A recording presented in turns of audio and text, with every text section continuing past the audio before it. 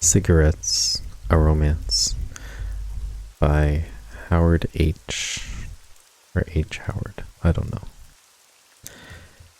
I remember oh yeah, let me do this. There you go. I remember our first cigarettes together were Rothmans, Middletar, with a filter. With a filter, of course. It was 10 o'clock on a Saturday night, and we were attending a local church's youth club disco. I recall that she'd gone outside for a breath of air. God, I could do with a gasper, she said, avoiding my gaze, as if we were on stage and I had forgotten my lines while searching for a prop. I groped around inside in my jacket for my pack of Rothmans. My awkward fumbling attracted her attention, and she smiled as I raised my head. She moved closer and caught my eye as I flipped the lid to reveal a double row of cigarettes, lined up like coffin nails wrapped in silver paper. "Do you have the convenience of a light?" she'd asked, helping herself. "No, I don't," I said, clenching a cigarette between my lips and turning my pockets inside out to show my lack of a handy incendiary. "Typical," she said, rolling her eyes and leaning towards me. My jaw all but fell open as she raised her slender hand toward my face. "Never mind," she said. "I'll improvise." Her outstretched thumb and forefinger plucked the smoldering cigarette from my dry lips. The maneuver was gentle but precise and practiced, as if she was removing a milk tooth from under a sleeping infant's pillow. Her studied gesture was one of ritual, full of expectation, belief, and mystery. She was both a nocturnal light-fingered fairy with a delicate touch, and a kind spirit, exchanging a child's fang for a silver sixpence. My cigarette, now resting between my lips again, took on an unearthly quality, blessed by her soft caress. I watched her drawing the smoke into her lungs. The world stopped spinning, and I felt dizzy, waiting for her to exhale. I needed that," she said, allowing the white plume to drift over her shoulder. "I'm Virginia, by the way." I returned her smile as my face blanched, the smoke having gone down the wrong way. "Don't forget to breathe out," she said, grinning, or you'll die coughing." At that moment, I was hooked. I've given up smoking 1,000 times. It's easy. No, really, it is. I promise. It's a question of perseverance. I don't mind, and they don't matter. That's what they say, isn't it? In the past, I stopped smoking for days, and often as long as a week. When we were young, there was no reason to cease. Besides, after years of dedication, it was easier to continue than quit. When Virginia died, I was bereft. She made me promise to quit when I was by her bedside. That's my dog. I visited her in the hospital, and she had tubes everywhere and an oxygen mask, which she removed from time to time to have a quick puff. She'd insist on me pushing her wheelchair outside for a breath of fresh air. Once we were away from the matron's watchful glare, she'd rifle through my pockets, spark up, and have a good wheeze and cough. Virginia smoked into the last hours of her life. She was ever faithful to the pleasure that killed her. We'd had 50 years of marriage, golden years, and many, many happy times, and no regrets. I'd never smoked much before I met Virginia. Well, not every day, anyway. All my pals smoked, and I'd tried it with little success. They told me it was what adults did, and I ought to try harder. I persevered until I reckoned I'd gotten the hang of it.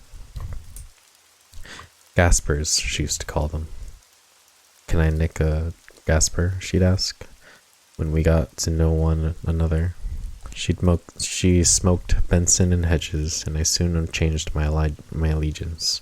It was easier if we both smoked the same brand. The night we met, I'd marched into a local tobacconist, clutching the correct money and coins, and asked for a pack of 20. It was my first pack of 20, and I only bought them to feel grown up. I didn't even have enough money for a lighter.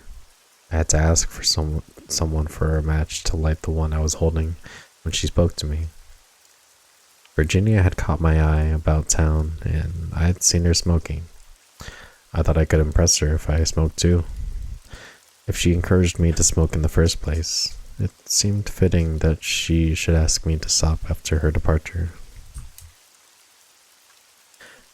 While sharing a cigarette, we fixed all our problems together. Whatever came our way, we would fight until the end. We were invincible as a couple and inseparable too, a match made in heaven. Virginia and I laughed our way through life's troubles. We never argued till we tried to give up smoking at the same time. I'd had a health scare, and she suggested packing it in. Going cold turkey together is awful, and we almost ended our relationship in divorce. After a week, I'd had enough of a respite and started smoking again. I was soon on top form and felt fit again. The breather restored my health, and we returned to our old ways soon after. But what about the expense, I hear you say? It's funny how you can always find money for cigarettes when you're a smoker.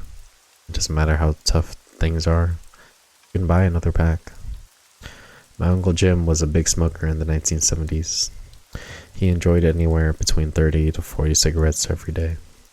It was an era when smoking was encouraged and tobacco companies offered many incentives.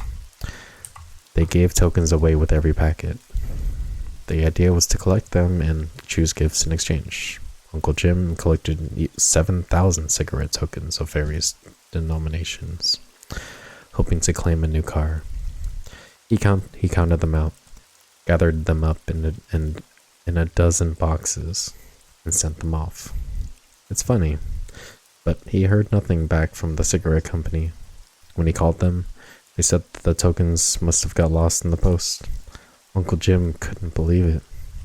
According to my aunt, he hurled the telephone through their enormous picture window. The loss didn't deter Uncle Jim, however, and he continued to smoke an alternative brand of tobacco. I overheard my family discussing the issue, and they asked the inevitable question regarding his expenditure. What would Uncle Jim do with the money if he had it all again? Uncle Jim just shrugged and said, if he had all the money he'd spent on cigarettes, he'd spend it all on cigarettes. It made little sense to me as a youngster, and the waste horrified me. Now, I'm not so sure. He enjoyed a cigarette, and I can understand that up to a point. He didn't die of cigarettes, and he had a happy life. As a social shorthand, it's great for making friends. Can I pinch a ciggy? Would you like one of mine? Have you got a light? Inevitably, such questions lead to longer conversations at work or at a party. I've made many friends and acquaintances in that way. When Virginia got ill and had to rest in the hospital, I rationed myself to 14 cigarettes a week, 2 every day, 1 in the morning and the other in the evening. Some days I'd get to 10:30, and I'd allow myself the second cigarette. Then, by lunchtime, I'd struggle not to have a third. Most days I'd finish 10 cigarettes by mid-afternoon and pretend I'd done well. After all, I could have smoked a pack of 20 with ease. In the evening, I'd buy more for the next day and smoke them by the end of the night. During my last visit to the hospital, Virginia asked me in a whisper if I had a light. I'm sorry, love, I said, patting my lip as my eyes burned with salty tears. I haven't got a light, I said. Didn't you know I've given up? Typical, she said, her voice rasping behind the oxygen mask. I'll have to improvise. Almost a year has passed since she made me promise to stop with her last gasp. I've kept my promise for 11 months, 3 weeks, and 4.5 days. Just thinking about our life together makes me miss her so much. It's difficult to forego the two most precious things in one's life. Losing them both at the same time is heartbreaking. Virginia and cigarettes go together. In my mind, can't separate them. God, I could do with one now. The end. Alright.